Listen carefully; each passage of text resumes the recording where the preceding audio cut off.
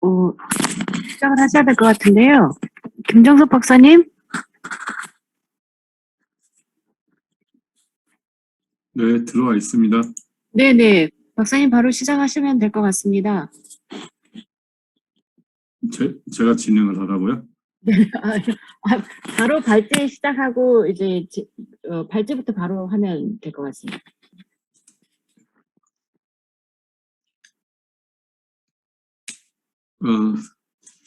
오늘 정민철 선생님이 진행이 아니셨나 보죠?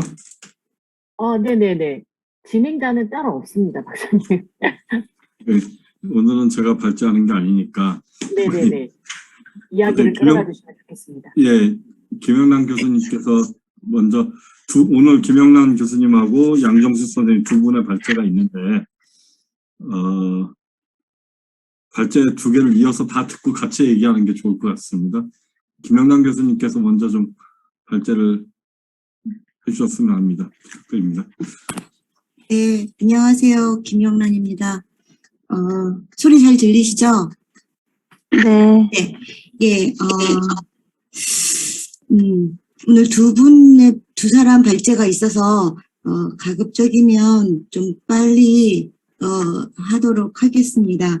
그리고 실은, 지금, 그때 보낼 때도 그랬지만 원고를 지금 다시 봐도 주최하시는 분들이 원하는 내용의 원고를 쓴 것 같지는 않아서 그래서 제가 빠르게 발표를 하고 그다음에 더 핵심적인 내용은 두 번째 발제하시는 양정숙의 이제 떡매마을 선생님께서 하시도록 이렇게 시간을 제가 좀 더 배려하도록 하겠습니다.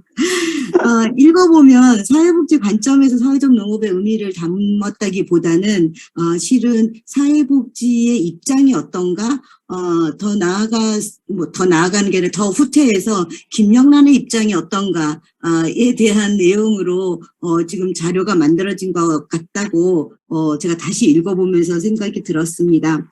일단 그냥 어떤 제목을 얘기하던 간에 오늘 우리가 이야기하고 싶은 것은 사회복지와 사회적 농업을 어떻게 연결할 것인가 혹은 어떻게 연결이 안 되는가 이런 얘기들을 주로 하는 것으로 생각이 들었고 또 그것을 준비하는 것에 앞서서 이미 2019년에 조미영 박사님께서 사회복지 관점에서 사회적 농업에 대한 발표를 하셨기 때문에 그 발표문을 제가 한 번 더 읽어보고 저의 입장을 좀 이야기하려고 이 준비를 했습니다.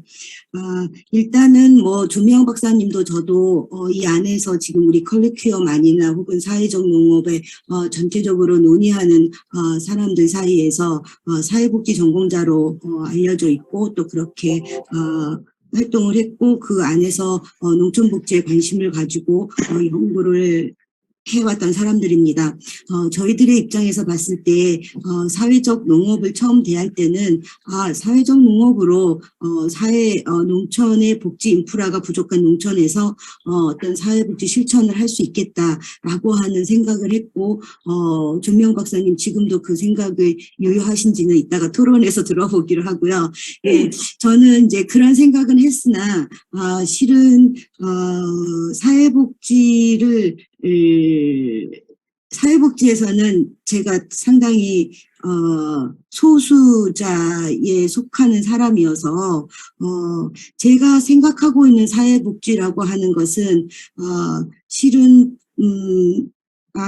격하게 얘기하면 폐기되고 다시 시작해야 되는 영역이 아닌가라고 생각할 정도로 굉장히 많이 빗나가 있다고 봅니다. 그래서 그것을 어떻게 굳이 사회적 농업이 지금 시작하시면서 사회복지를 견주어 볼 필요가 있을까라고 하는 생각도 했고요.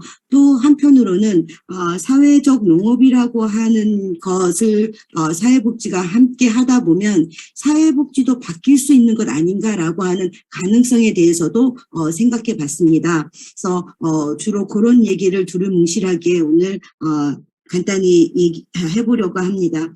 일단 첫 번째 제가 얘기하고 싶은 것은 저는 일단 미시적 실천가이기보다는 거시적이면서도 중범위에 걸쳐 있는 그래서 뭐 굳이 똑집을 하면 지역복지가 저의 전공이지만 사실은 정책과 지역복지를 아우르고 있는 그런 전공자입니다. 이 사람의 입장으로 봤을 때 20세기의 사회보장제도는 생명을 다했다.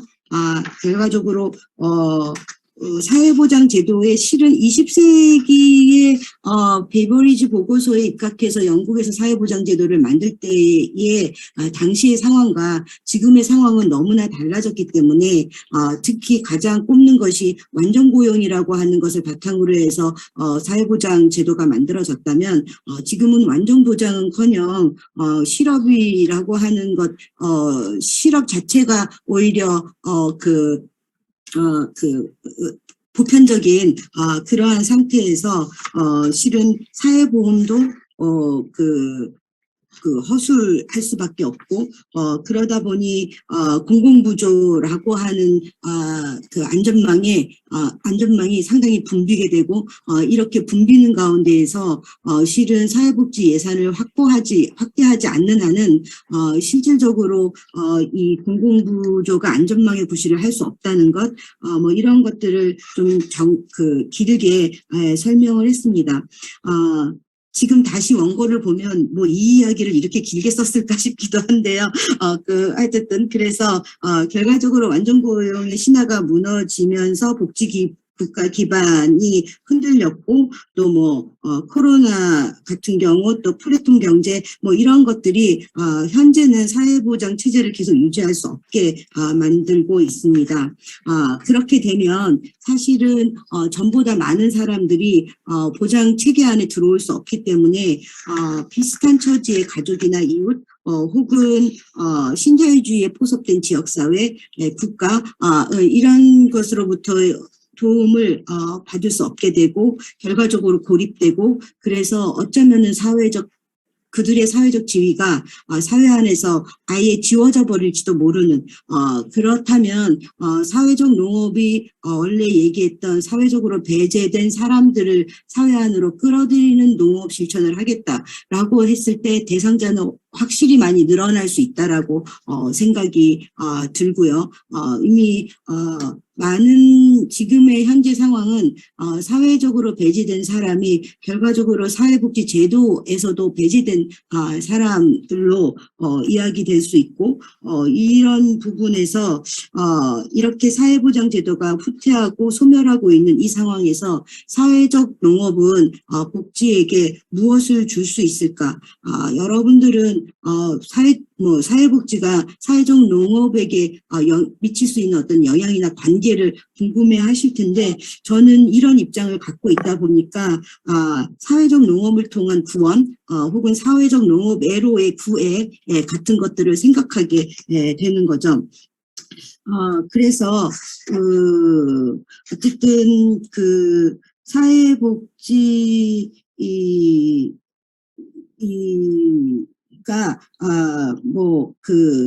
자기 결정권, 위험을 감수할 수 있는 권리, 이런 것들을 중요한 가치로 생각하고 또 지금 그것들을 사회복지 체제 안에서는 보장하기 어렵다 하더라도 사회적 농업을 통해서 구현할 수 있다라고 생각하면서 동시에 사회보장 제도에서 들어가지 못하는 이런 사람들을 우리가 흔히 취약계층이라고 얘기했을 때 이 취약계층을 농촌과 농업에 흡수할 수도 있는 것 아닌가? 그래서 사회적으로 어떤 삶을 되찾게 만들 수 있는 방법은 아닐까라고 생각하면서 이러할 때 실은 복지 비용도 좀 감소돼서 농업과 분담할 수도 있겠다라고 하는 그런 생각을 해보기도 해보았습니다. 또 다음 주제로 넘어가면 사회복지를 어떤 신화가 있을 수 있겠다는 생각을 하면서 사회복지는 실은 사회적이지 않다라고 하는 말씀을 드리고 싶었습니다. 제가 최근에 레디컬 헬프라고 하는 책을 읽으면서 거기서 나온 이 28페이지의 인용을 굉장히 뭐라고 할까요? 무릎을 치면서 그래 맞아 이런 모습이야 라고 생각이 들었는데 현재의 사회복지는 바로 이런 모습입니다. 선별된 소수들에게 드러나는 욕구를 마치 전체의 욕구인 양 생각하고 또 그 욕구를 가지고 서비스나 조직을 개편하고 이러할 때 문서상으로는 그럴듯해 보이지만은 실은 현장하고는 굉장히 괴리되는 결정을 한다든지 또 현장에서의 결정이 홍보와 이런 것들로 여기 건물의 개소식, 리본 커팅 이런 말을 했지만 이런 식의 결과를 가져오게 되면 결과적으로 고비용을 들이지만 실패할 수밖에 없는 프로그램이 난무하게 된다는 것이고요. 그러할 때 정말 중요한 것은 공무원이나 자문가들의 선별하는 조사 대상으로도 선별되지 못하는 사람들이 나타나서 흔히 그들을 보고 우리는 사각지대라고 얘기하기도 하지만 이런 식의 배제가 계속 확장되고 있다라고 하는 것입니다. 그래서 사회적 농업에서 말하는 사회적으로 배제된 사람들이 앞서 말씀드린 것처럼 사회복지 제도에서도 배제되었고 또 사회적으로 배제된 것이 사람만이 아니라 사실은 농업이라고 하는 산업도 사회 안에서 배제되고 있다면 결과적으로 사회복지, 사회적 농업 모두 배제된 것들끼리 만나서 무엇을 하려고 하는가라고 하는 그러한 고민을 준다는 것입니다. 그래서 하지 말자라고 얘기하는 것이 아니라 결과적으로 그렇게 되었으니 보다 레디컬하게, 보다 근본적으로 우리가 보다 강렬하게 이 두 주제를 맞닥뜨려 놓지 않으면 실은 무용에 가까울 수 있다라고 하는 주장을 하고 싶습니다. 거죠. 그럼 이걸 레디컬하게 혼종하는 방법은 과연 무엇일까? 라고 했을 때 방법이 그렇게 막 뚜렷하게 나타나지지는 않았어요. 왜냐하면 힐러리 코덤이 레디컬한 헬핑을 해야 된다라고 주장할 때 가장 핵심적으로 얘기한 게 사람과 사람 사이를 맞닿게 하는 연결을 통해서 제도가 아니라 사람 사이의 연결을 통해서 우리는 이 제도의 제약에서 벗어나야 된다라고 얘기를 하는데 실제로 사회복지는 제가 알고 있는 사회복지는 사회복지 그 출발부터 실은 개인에 집중했지 개인과 개인 사이에 집중을 하지 않았다. 물론 개인이 그 가족과 어떻게 소통하는가, 어떻게 관계하는가는 집중했지만 타인과 타인, 그러니까 모르는 두 사람이 어떻게 접점을 가질 것인가에 대해서는 사실은 안 했다는 건 아니지만 다른 것에 비하면 개인의 개인에 대한 개입에 비하면 사회에 대한 개입을 익숙하지 않다라고 하는 얘기를 드리고 싶고 또한 그렇게 교육받지도 않았다는 얘기를 사회복지 최초에 져서 사회복지 실천의 출발에 대한 역사적인 그 내용들을 들어서 설명을 했습니다. 그래서 사회적 관계를 실천하는 데 취약한 사회복지사들이 사회적 농장에서의 관계 부분에 좀 더 노출되게 된다면 이것이 사회복지에서는 사회복지를 좀 바꾸어내는데 사회복지의 풍토를 바꾸는데 좀 좋은 기회가 되지 않을까라고는 생각을 해보았고요. 또 사회복지로는 보편적 돌봄이 가능하지 않다라고 얘기하는 것은 특히 최근에 들어서 사회복지 서비스는 마치 돌봄과 동의어가 돼 있다시피 돌봄이라는 게 굉장히 중요하고 아마 지금 우리들이 하고 있는 사회적 농장에 배제된 사람들과 함께하는 일도 그들과 함께 돌봄 공동체를 만들기 위한 그런 그런 어떤 작업이라고 생각합니다. 그런데 실질적으로 그렇게 돌봄이 중요하게 대두되고 있음에도 불구하고 돌봄을 복지기관에서 하기에는 어렵다라고 얘기하는 건 굉장히 의아하실 거라고 생각이 듭니다. 돌볼 수는 있는데, 그리고 요양사를 비롯해서 사회복지사도 돌봄 서비스의 제공자로 직업을 가질 수는 있으나 그들이 하고 있는 돌봄이 진정한 돌봄이 될 수 있을 것인가. 제가 생각하는 돌봄은 몇 시간 동안 이루어지는 매뉴얼을 그대로 반복하는 활동은 아닙니다. 그것보다는 관심과 애정을 가지고 비록 매뉴얼이 없더라도 생명의 어떤 걱정과 마음을 보태서 살피는 일, 그래서 몸과 마음이 일치하는 행위로 가야 되는데 마음을 놔두고 몸으로만 노동하는 돌봄, 노동자로서의 사회복지는 별 의미가 없다는 것입니다. 돌봄은 살아있는 생명체의 특성을 반영해서 실은 살아있는 생명체는 누구의 도움 없이 다른 생명체의 도움 없이 살 수 없다라고 하는 자연의 이치에 맞춘다면 실은 돌보기도 하지만 어느 시기에 돌봄을 받을 수도 있는 그런 상호 의존적 과정인데 사회복지에서 돌봄은 마치 돌보는 사람이 돌봄을 받는 사람과 아주 일방적인 관계를 갖게끔 그런 관계 설정을 하고 있기 때문에도 보편적인 돌봄을 이룰 수 없다고 보는 것이고요. 돌봄을 나는 것은 타인으로부터 돌봄을 받기도 하지만 내가 돌보고자 하는 인간의 자연적인 본능이어야 하는데 실은 이런 인간의 자연스러운 발현이 돌봄이라는 제도 속에서 개개인이 돌봄을 상품으로 구매해도 된다고 생각하는 그런 사회구조에서의 돌봄 제도가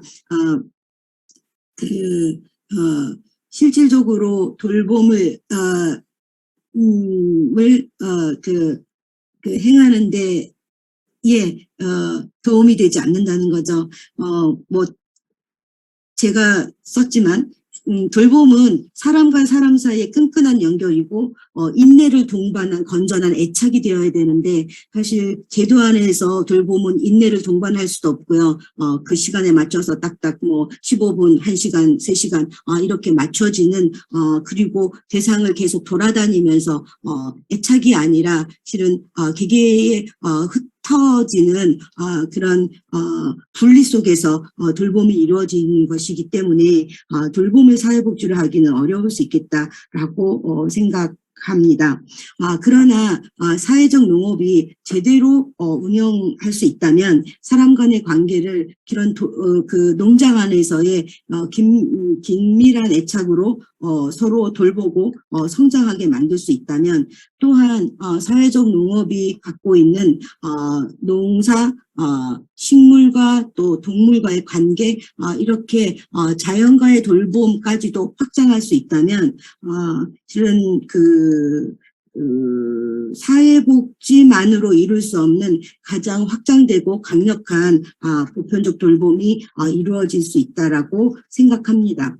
그런 의미에서 실은 사회적 농업이 사회복지의 기술을 어떻게 채택하고 가치를 어떻게 공유할 것인가라고 하는 고민에 앞서서 사회복지가 좀 사회적 농장과 함께하면서 이러한 그 방식들을 서로 의논하고 협력하고 협업하는 것이 보다 나은 그 복지를 이루는데 좋지 않을까라고 하는 제 입장을 얘기했고요. 그럼에도 불구하고 이 자리에서 밝히는 논의점은 사회적 농장에서 일할 사회복지사는 없다라고 하는 문제입니다. 결국 우리가 협력하면 사회복지에서도 굉장히 좋겠다라고 생각하지만 실질적으로 가서 활동을 할 수 있는 사회복지사가 있을까? 도대체 사회복지와 사회적 농업이 사회복지 사라고 하는 활동가를 어떻게 만들어낼 수 있을까라고 하는 그런 고민을 제가 학교에 있다 보니 학교에서 느끼는 그런 고민도 함께 좀 설명해 보았습니다. 그래서 일단 이 글을 쓰면서 이런 생각이 들었거든요. 이 컬러큐움에 있는 분들만이라도 저는 우리들이 연구자이자 활동가이자 교육자이자 이런 사람들이 모였다고 생각하는데 이 사람들이 좀 만나면 첫째는 사회복지와 사회적 농업의 본질을 오늘 그것 때문에 저에게 발제를 맡기시긴 했지만 제가 제 역할을 잘 못하면서 이것을 좀 지속적으로 심도 깊게 좀 이해해보자. 정말 우리가 만나면 잘 될 수 있을 것인가에 대해서 두 번째는 사회에 그렇게 잘 될 수 있어서 공동의 지향을 가질 수 있다면 도대체 사회적 농장의 세부 활동에서 우리는 각자 무엇을 할 수 있는지를 좀 알아보고 거기에 의미를 찾아보자라고 하는 것. 또 세 번째는 사회복지사가 사회적 농장에서 일할 수 있도록 어떠한 대책을 우리가 마련할 수 있을지 하는 것. 사회적 농업을 사회복지 현장에 보다 홍보하는 것, 사회복지 시스템 안으로 들어갈 수 있거나 시스템이 보건복지부와 농림축산식품부의 협력 시스템 안으로 들어갈 수 있도록 어떻게 할 것인가. 또 실습, 아까 갈 활동가가 없다고 했을 때 사회적 농장은 사회복지학과 학생들의 실습이나 자원봉사 프로그램을 운영할 수는 없는 것인가? 이런 등등에 대한 좀 실질적인 대책을 마련해야 된다고 보았고요. 네 번째는 저는 네 번째가 더 중요하고 실은 행복농장에서 방금 행복농장의 사회통신의 글을 썼거든요. 사실은 그 글이 오늘 발표할 주제와 더 맞는 것 같아요. 그 글은 조금 제가 사회복지의 가치와 실천 방법이 사회적 농장과 어떻게 연결될 수 있는가라고 하는 내용의 글을 썼기 때문에 오늘 저의 발제가 미진하시면 그 글을 좀 읽어주시면 좋을 것 같고, 어쨌든 거기에서도 주장한 건 뭐냐면 제도권 밖에서 다양한 사회적 농업을 실험했으면 좋겠다.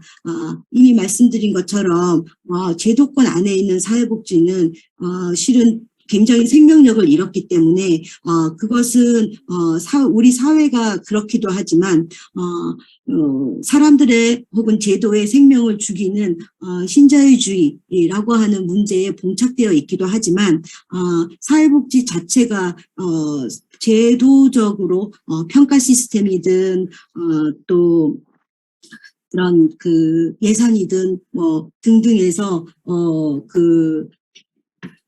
본래의 가치를 실현하기 굉장히 어려운 상황으로 맞기 때문에 사회적 농업은 가급적이면 제도 밖에서도 활발하게 될 수 있는 어떤 방법은 무엇인가를 좀 고민했으면 좋겠다고 생각이 드는 거예요.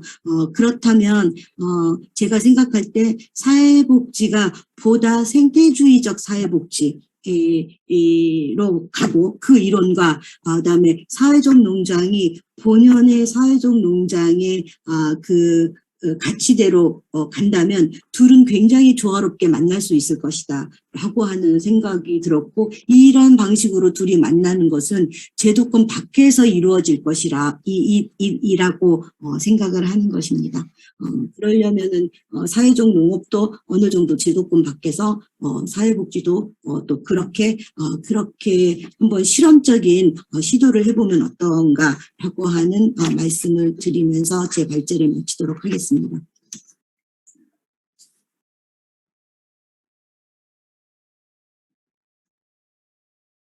예, 고맙습니다.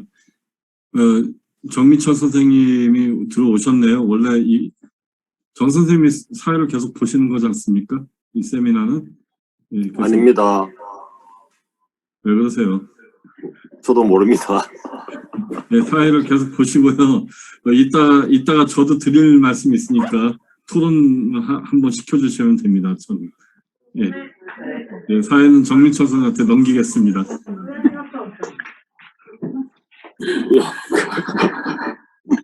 그 사운드 꺼라.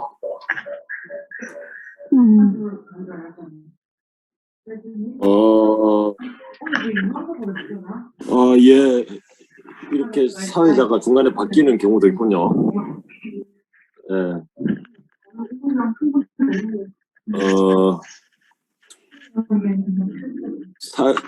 사회적 농업 홀로 키움 전문 사회자 정민철입니다. 예. 그럼 일단 두 번째 양정숙 원장님의 강의를 듣고 그동안에 저도 사회를 어떻게 볼지를 좀 정리할 테니까 아무 생각 안 하고 있다가 갑자기 와서 듣고 난 뒤에 이제 토론하는 과정에서 제가 조금 정리를 같이 해보는 식으로 하도록 하겠습니다. 양정숙 원장님 부탁합니다. 네, 안녕하세요. 완주 동묘마을의 양정숙입니다. 제가 사실은 이렇게 이게 발제하는 게 맞는지 굉장히 고민스러운 시간이었고요.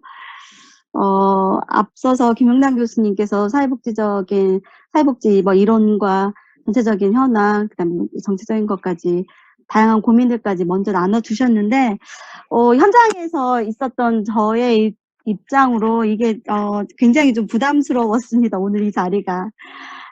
그리고 이렇게 이거 쓰면서 배열을 놓고 어떻게 해야 될까 굉장히 고민을 많이 하다가 이 앞전에 김정숙 박사님과 이렇게 같이 했던 거를 보게 됐어요. 듣고 이 사회적 농업을 활동하시는 많은 고민하시는 학자분들과 현장가들이 이 사회적 농업에 대한 명칭을 왜 이렇게 부담스러워할까 이제 여기에 고민을 초점을 맞춰서 진행을 하게 되었습니다. 그래서 사실은 제 사회복지 현장에 한 20년 넘게 현장에만 있었는데 현장 실무자로 있다가 지금 이렇게 시설을 관리하는 입장까지 오면서 제가 현장에서 가장 많이 듣는 게 사회복지 하니까 다들 많은 사람들이 좋은 일 한다고 얘기를 하거든요.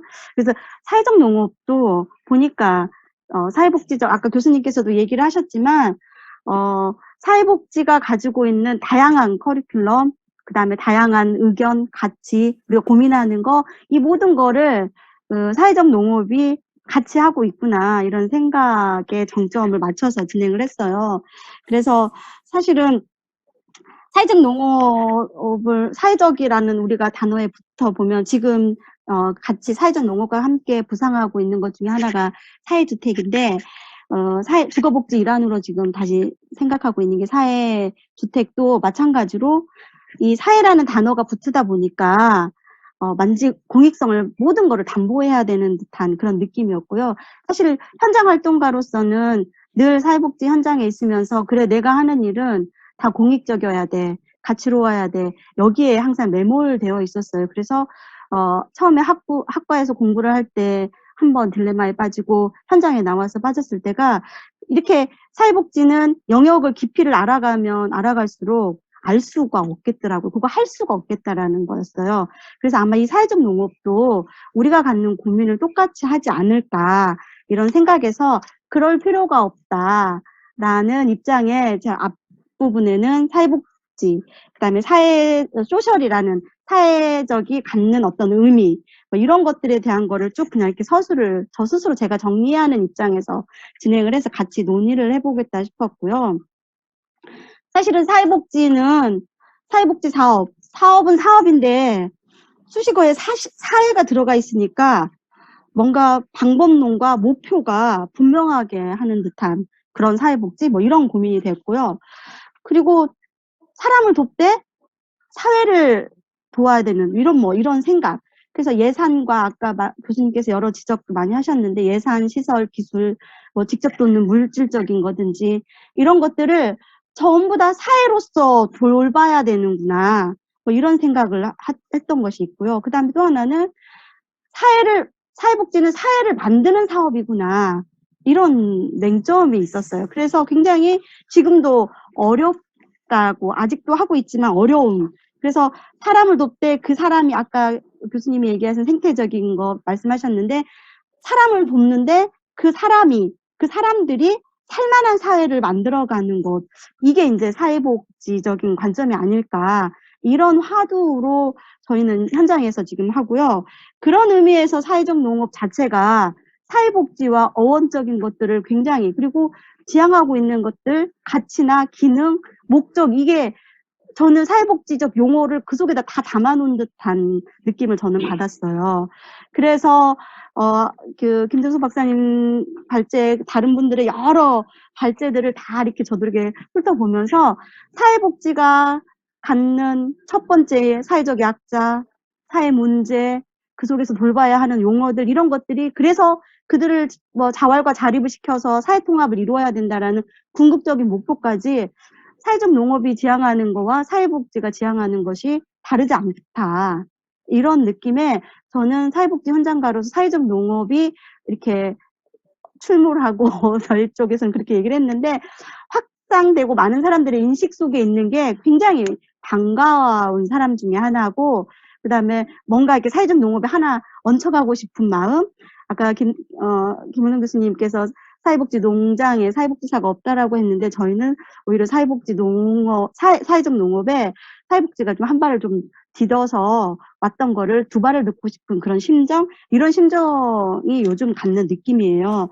근데 사회복지적 가치, 어떤 분야도 가치로 이슈화될 때 우리가 하는 행위, 이런 모든 것들이 늘 가치라는 틀거리 안에서는 선해야 되고 바람직하게 가야 되고, 그런 것들. 그래서 그게 이제 우리 현장에서는 실천의 동기화가 돼야 되고, 이런 것에 매몰되어 있는데, 사회복지 가치, 기능, 이런 거에 보면 아까 말씀하신 것처럼 인간의 존엄성, 또 자기결정, 연대, 평등, 뭐 이런 부분들이 공통적으로 가치가 있다라는 거예요. 그랬을 때 사회적 농업의 가치와 의미를 보면, 사회적 약자를 대상으로 앞 서두에서 말씀하신 통합적 돌봄을 하고, 농업을 통해서 돌봄을 하고, 그 속에서 교육을 하고, 그 다음에 또 노동도 하게 되고, 또 치유를 받고 있구나. 이거는 사회복지 현장에서도 그래요. 사회복지 사업을 실천할 때 처음에 하다 보니 당사자들에게 교육도 시켜야 될 것 같고, 교육도 하다 보니 그 외에 노동도 같이 해야 되고, 이 사람들이 또 자립을 하게 하려면 노동을 또 같이 해야 되고, 이런 것들이 사회복지 현장에서도 굉장히 맞물려 왔었다고 저는 보여져요. 그래서 이제 그동안에 그 사회적 농업에 대한 가치를 쭉 이렇게 하셨던 분들 거를 다 이렇게 정리를 하다 보니까 사회복지 실천 현장에서 가장 많이 화두되는 이 여러 단어들로 이렇게 교집합이 된다라는 생각이에요. 근데 사실은 저희 실천가들은 이런 용어들을 잃지 않고, 이런 단어들, 이런 것들이 사실은 우리 내 안에 있는 복지 우물처럼 계속해서 용솟게 해야 된다라고 저희 선배들은 저희들한테 그렇게 얘기를 했거든요. 그래서 내 몸이 복지관이 돼야 되고, 내가 지역사회 안으로 들어가서 내가 하는 모든 것들이 스며들게 해야 된다, 이런 얘기를 하셨었어요. 그렇게 봤을 때 사회적 농업도 어찌됐든 간에 지역사회 안에서 기반을 두고 있고 우리하고 똑같다는 거죠. 그래서 저는 아까 교수님도 사회복지가 또 다른 이름이 사회적 농업이 되고 있지 않는가, 저는 여기에 굉장히 좀 반기는 입장이 한 축에 있습니다. 그런데 사실은 사회복지 현장에서 농업은 과거 농업이 자급자족했을 때 대가족 형태만이 갈 수밖에 없었던 이런 형태였을 때하고 농업의 첫인상이 그랬어요. 그러니까 공동생활을 실현하는 사회복지 기관들, 많은 사회적 약자들이 모여서 공동생활을 하는 곳에서는 농업을 모아놓으니까 이 사람들을 갖고 무엇을 할까 고민하다가 가장 편하게 접근할 수 있었던 것이 자급자족 형태로 농장을 꾸리고, 같이 농장을 꾸려서 같이 농작물을 수확해둔 것을 공동생활을 하는 시설들에서 같이 먹고, 이런 생활을 해왔던 거죠. 그런데 거기에 사회복지 가치, 앞서서 얘기했던 가치를 접목하다 보니 정말 당사자들은 거기에서 그 농업을 하는 것이 맞았을까? 내가 시설에서 생활하는데 이 농업이 공동체적 자급자족을 하는데 내가 나의 의지로 자기 결정에 의해서 했을까라는 어떤 그런 따가운 시선이 있었던 거죠. 그래서 사실 사회복지 현장에서 농업, 농산어촌 당에서 농업도 하고 어촌에서의 이런 것들을 했을 때 사회 문제와 결부되어 있는 따가운 시선들이 우리 사회복지 현장에 과거 있었고 그게 문제화됐었죠. 사회 문제로. 그러다 보니까 사회복지 현장에서 농업을 접근하기 굉장히 좀 두렵지 않았을까. 그리고 조금 소극적으로 갈 수밖에 없지 않았을까. 그래서 지금에 와서는 농촌복지에 정말 농업을 할 수 제대로 된 사회복지사가 없지 않을까. 이제 이런 한축이 저희한테는 있는 거죠.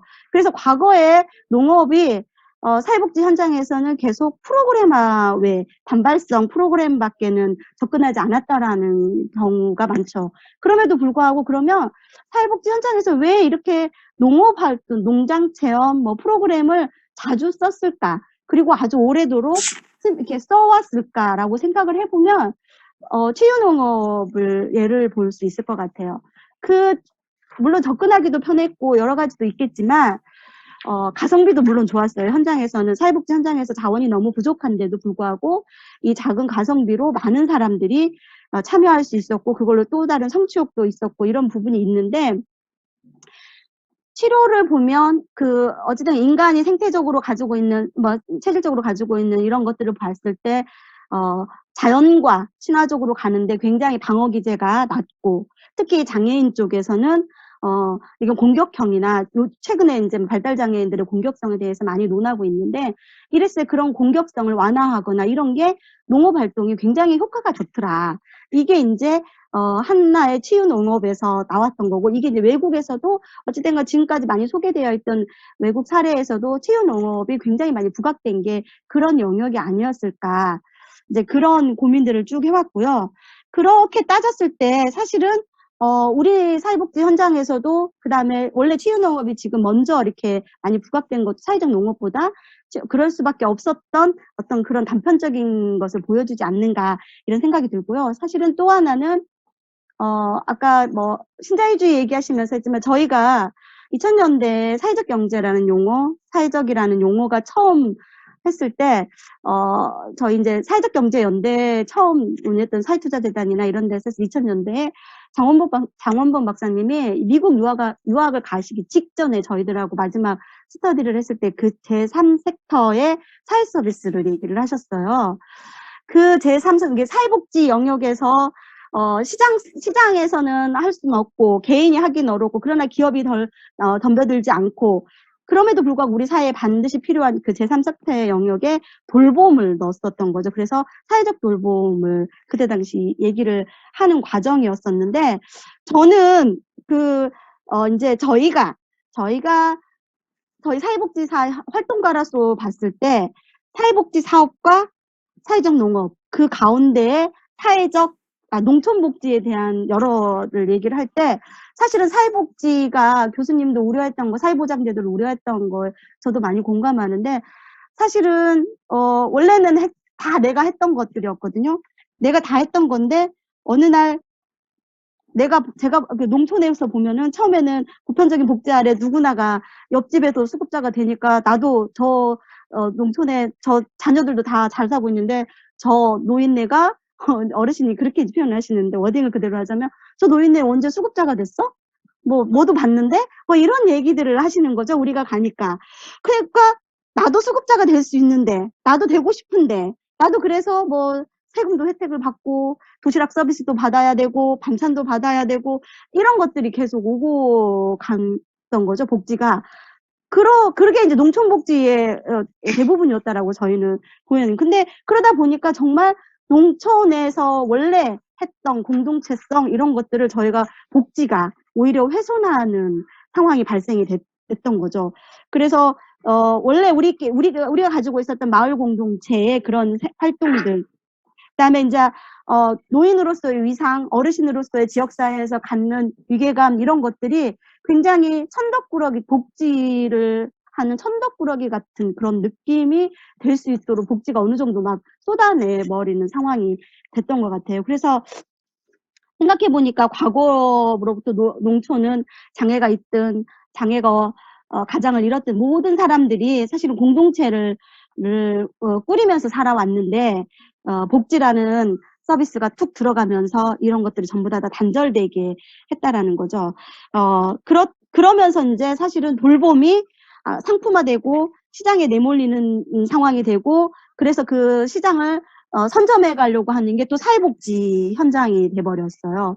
그래서 사회적 협동조합이나 사회적 기업이나 이런 것들이 사실은 우리 정부가 사회 이태로움을 알고 어찌됐든 간에 이걸 제도권 안으로 넣어서 시작되어 있는 이 돌봄 제도가 결국은 시장 경쟁으로 아예 내몰리는 현재 상황이 되어 있어 버린 거죠. 그렇게 따졌을 때 복지와 뭐 사회적 농업의 기능적 측면 이런 것들을 쭉 보니까 결국은 누구도 소외되지 않게 하는 거, 배제하지 않게 하는 거, 그래서 이 사회적 농업을 통해서 아니면 농촌복지를 통해서 사회복지를 통해서 농촌의 공동체를 다시 살리고 회복하게 하는 거, 이런 게 이제 결국은 우리도 사회복지의 목적이고, 그다음에 사회적 농업이 추구하는 목적, 그다음에 그 가치 이런 것이 있지 않았는가 하는 생각을 했었어요. 그런데 제가 사회복지와 또 다른 이름 같다라고 하는 것이 저희 사회복지의 프로그램을 계획할 때 교수님들이 늘 얘기할 때 그러거든요. OP라고 있었어요. 저희 이제 현장에서 늘 할 때 어떤 프로그램을 구성할 때. 근데 목적이 분명해야 되고 반드시 대상자가 있어야 되고 거기 어떤 문제가 우리가 해결해야 될 문제가 있었어야 되고 그다음에 이거는 계속 어떤 과정을 통해서 지역 안에서 지속성을 가지고 있어야 되고 반드시 지역에서 어떤 장소가 있었어야 되는 프로그램을 표현했던 것처럼 이 사회적 농업도 쭉 이렇게 발제하신 분들의 영역을 보니까 명확한 대상자가 있었다라는 거죠. 근데 그러면 사회복지 현장에서 제가 요즘 갖는 거는 꼭 사회적 약자여야만 되는가 이런 생각이었었어요. 그래서 이제 앞서 저희가 사실은 저희는 이제 그 사회복지 현장에서 사회적 농업을 제도권으로 시도를 먼저 했다라고 약간 이렇게 의시를 내고 싶었던 것 중에 하나가 어찌됐건 IMF를 우리가 겪으면서 그 이게 처음에 자활 후견기관이라고 시작되어 있고 지금은 자활센터로 되어 있는데 전국의 모든 지자체, 시군구, 읍면 할 것 없이 자활센터가 생겼어요. 그게 이제 아까 말씀드린 한꺼번에 실업자가 내몰리면서 발생했던 건데, 근데 이 전국의 도시, 농촌, 도농, 복합적인 뭐 이런 시설들 다 망라하고 이 영농사업단이 없는 기관이 없었어요. 그러면 왜 그럴까? 근데 제가 현장에서 사실은 현장에서 처음에 이 자활사업단 현장을 꾸려봤을 때 이게 농장, 영농사업단은 참여주민들 사이에서도 가장 비인기였어요. 비인기이고 가고 싶지 않은 거였는데 마지막으로 돌파구로 가는 그런 사업이었는데도 불구하고 여전히 초창기부터 있었던 이 영농사업단이 여전히 지금도 있는데 시장형으로 가지 못하고 사회적으로 남아있어요. 이게 자활에서는 시장형 사업과 사회적 일자리 사업으로 이렇게 나와져 있는데 대부분은 지금도 사회적 일자리, 이게 사회 서비스를 제공하는 정도로 자활 사업이 남아있다라는 거예요.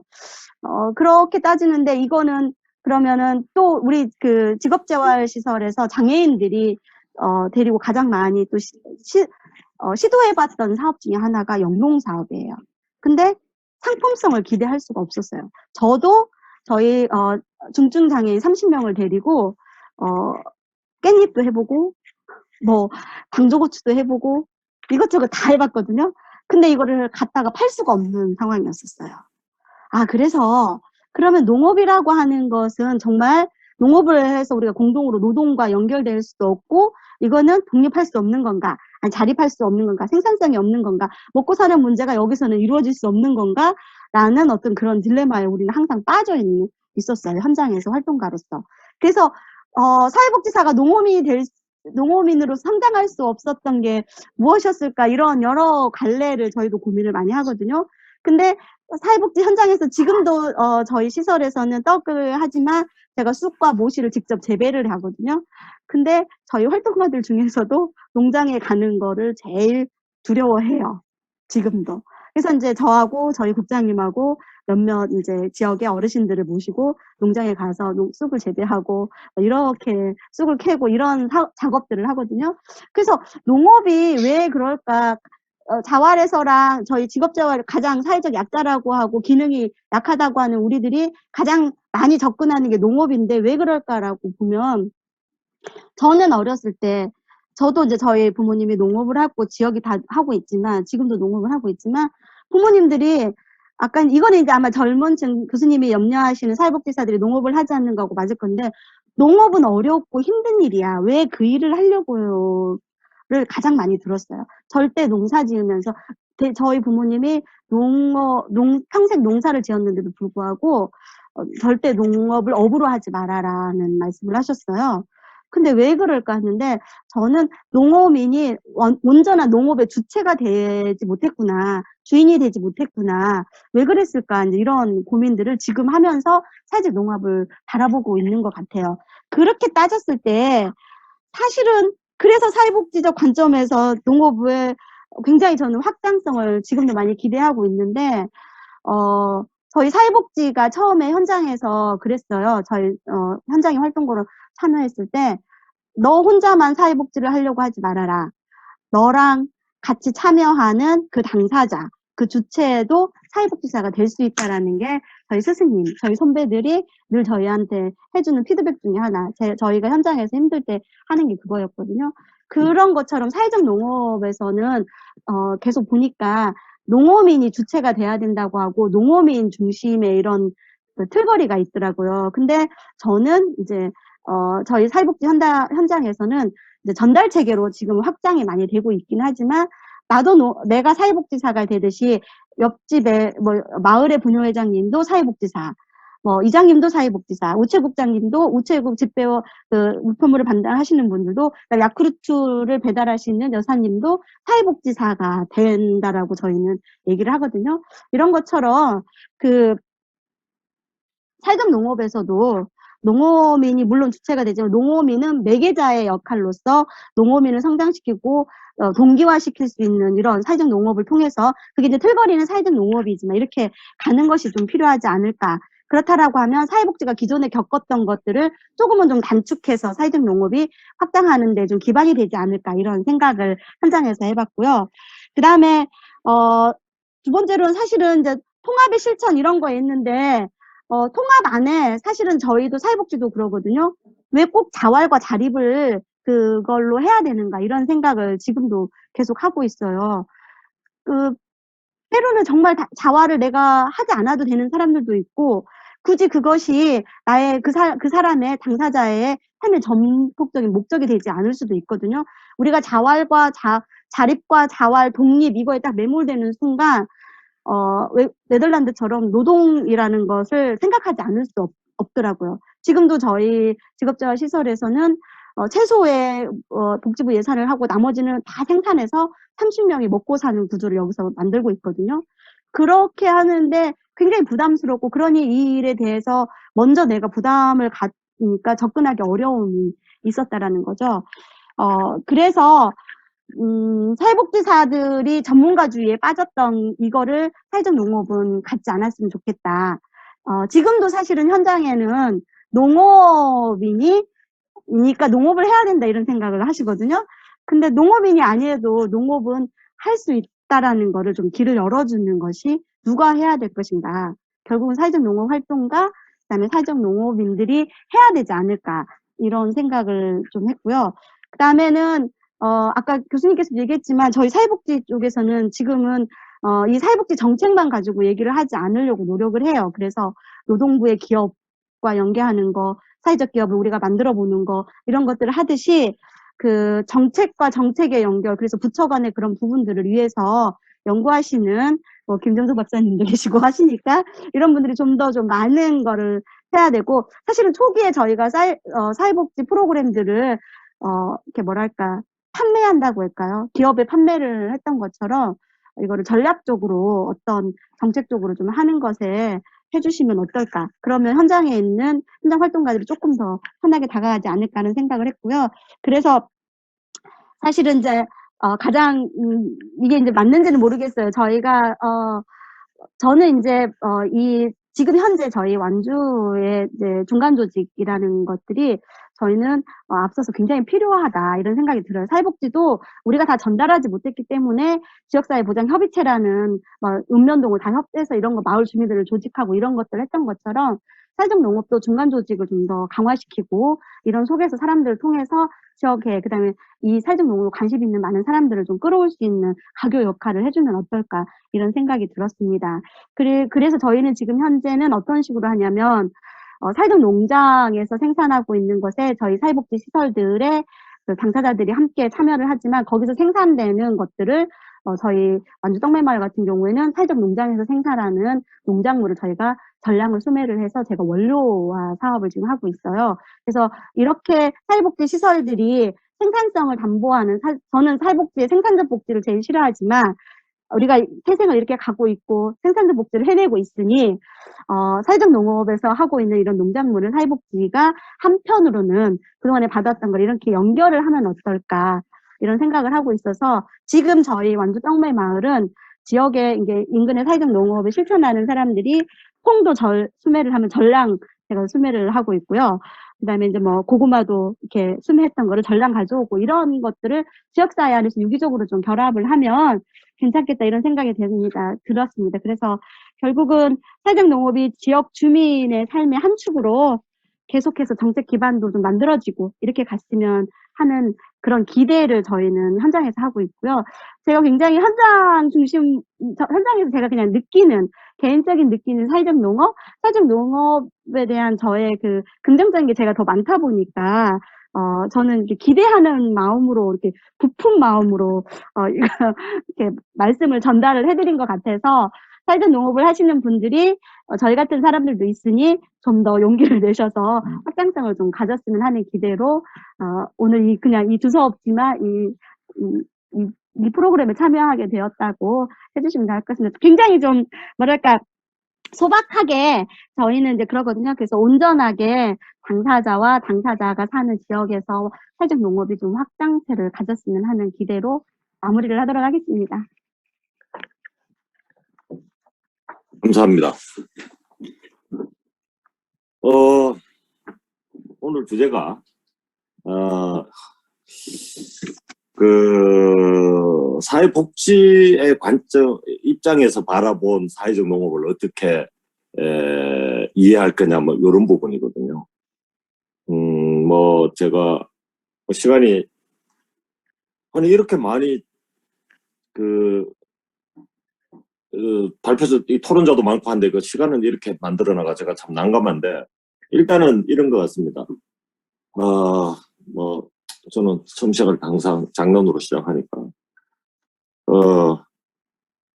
발표자들이 왜 이렇게 과격해졌는가?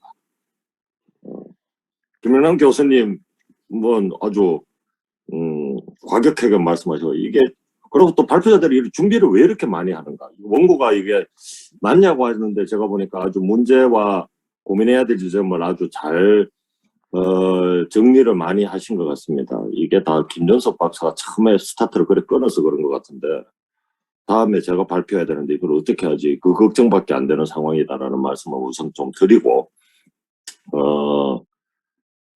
여러 주제가 나왔습니다. 아마 근데 워낙 논점이 많은 지금 내용들이라 가지고 아마 토론자들이 각자가 고민하는 부분에 대해서 이야기하기 때문에 마지막에 뭐 어떻게 종합하지는 어려울 것 같습니다. 특히 뭐 지금 보면 사회적 농업이 사회복지 체계로와 연결이 되어져서 그 안에서 움직여야 될 거냐 아니면 별도로 움직여야 될 거냐. 그 다음에 노동과 돌봄의 경계점이 어디고 그 경계점에서 노동과 돌봄이 다 상품화되어지는 상황에서 그 경계점을 어떻게 찾아야 되고 그게 단지 자활과 자립이라는 곳으로만 가야 되는가. 이거는 돌봄을 어떻게 농업에서 배치되어져야 될 거냐. 뭐 이런 문제까지 제가 보면 뭐 사회복지가 뭔가 농업이란 뭔가 뭐 이런 거를 근원적으로 논의하는 시간이 될 수도 있다라는 생각이 좀 들거든요. 뭐 그런 부분에서 오늘 뭐 토론자들이 좀 말씀을 뭐 자기가 관심 가지는 주제에 대해서 말씀하셨으면 좋겠고 순서는 김전석 박사님 하시고 그 다음에 안병헌 선생님 하시고 그 다음에 조명 선생님, 권혁범 선생님 하시고 그 다음에 문지영 사무관님하고 이순미 선생님이 해주는 식으로 가면 어떻겠냐. 그러고는 마지막에 다시 오늘 발표하신 분이 그분들의 의견을 조금 받아가지고 본인이 발표하신 거 하고 정리해서 좀 다시 총괄 정리해 주시는 식으로 가면 어떻겠나라는 생각이 듭니다. 혹시나 중간에 시간이 좀 남으면 지금 이 35명이나 들어와 있는데 아이고 이거 뭐 이런 많이 들어온 거야. 뭐 혹시나 꼭 듣다가 나는 꼭 발언해야 되겠다. 오늘 이거 발언 안 하면 집에 가서 이거 이번을 듣고서 울 것 같다라고 생각하시는 분은 그 문자로 메시지로 주시면 제가 기회를 조금 더 드리는 한두 명은 드리는 식으로 하겠습니다. 그러면 순서대로 김재섭 박사님부터 토론을 좀 해주시기 바랍니다.